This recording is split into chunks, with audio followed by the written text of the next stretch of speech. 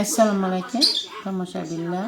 Gavharonangiz 3-4 oylar oldin shuni ishlab qilmaydi. Mana ina bu azalya, bu gardeniya. Tomirlabdi.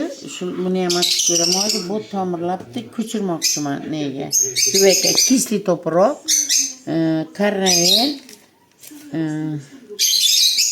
ugol sepib ko'chirmoqchiman, lekin tuprog'i kisli. Vermikulit, perlit, hamma narsa solingan tuprog'ini.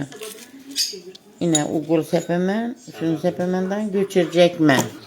Yine o'rtoqlar, endi ozgina suv solamiz, ozgina teyini kisli to'proqqa ekdim.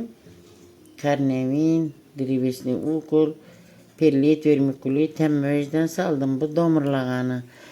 Endi xudo xolasa hozir üstüne banka qapqoq bastiraman vaqtincha chunki toza ekdim, bastırılıp turadi. Ish holatida qo'yib, keyin nov bo'lganini xudo xolasa sizlarga ko'rsataman.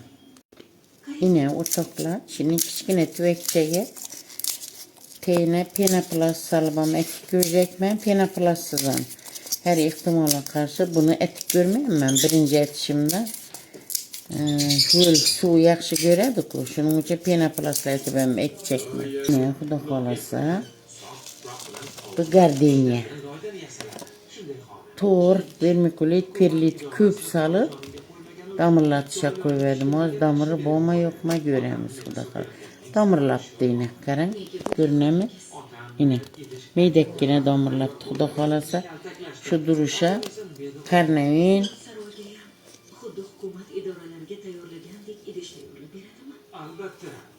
drevesniy ugol soldim, shatib ekdim. Bundan banka bilan xudo xolasa sekin beklab qo'yaman. Yine o'rtoqlar, xudo xolasa buni ham ekdim. Asmakotam bor, to'rtunda vermikulit, perlit, drevesniy ugol hammasidan bor. Karnavin ham soldim, teyini. Ozgincha yantarni kislotam qo'shib verdim, chunki kisli to'rpi yaxshi ko'radi bular. Endi xudo xolasa üstüne banka qilib qarib qo'yaman buni. O'rtoqlar, veda.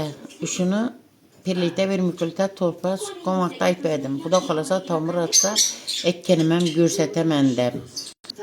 Shuni hozir ko'chirganimni, persatga etganimni sizlarga ko'rsatayin, vedada chiqing dedim. Xudo xolasa ne isteklaringiz bo'lsa boricha qilishga harakat etaman.